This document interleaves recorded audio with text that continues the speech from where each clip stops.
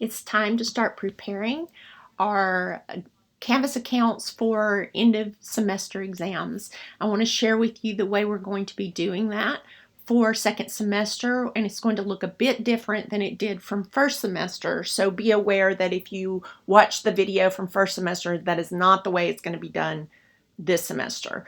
The reason being, we have multiple students taking the exam at different times because it's an end of year exam.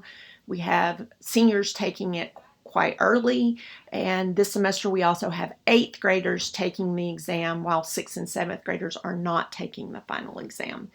Therefore, what we're going to do is create a system starting now that we'll use forward until we're not using RimWeb anymore, that allows us to create a 0% group in our grade books. So here's what that looks like. I'm currently in my course.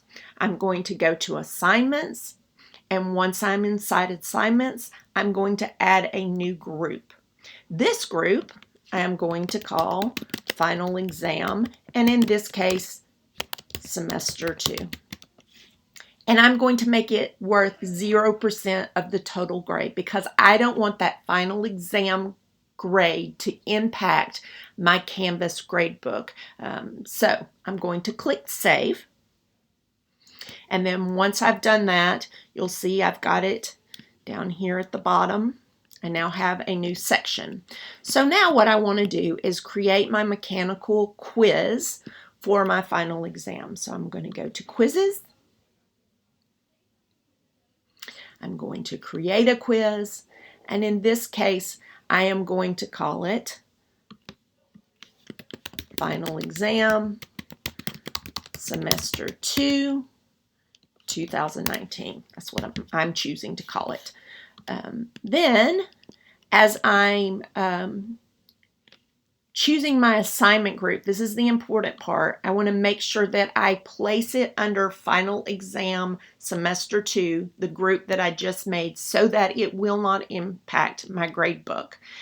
Because once you move it over into RimWeb, you've got to put the grade and the exam in separate columns. Once I'm finished, I've added the quiz questions here. We'll assume that I've done that.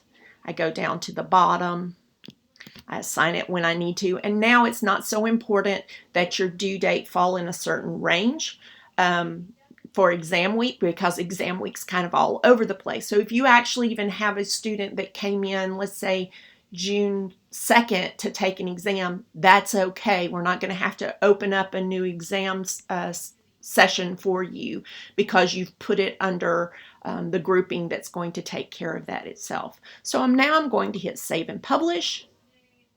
And when I go to my gradebook now,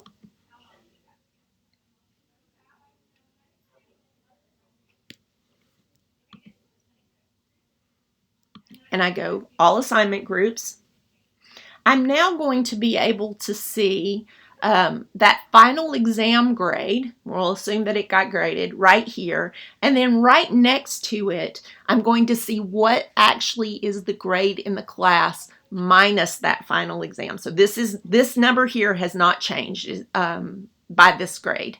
So when I go into RimWeb, which you will have the instructions to do that, to export this information into RimWeb, I'm going to put the final exam grade by looking at this column, and I'm going to put the percentage as well as the letter grade, and you guys will see the letter grade beside it as well in RimWeb. And this is just an easy way to make sure in one spot I can see both things to put into RimWeb.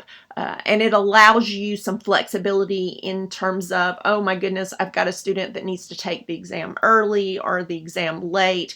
If you create this final exam grouping, you won't have the problem of needing to make sure they only do it during exam week.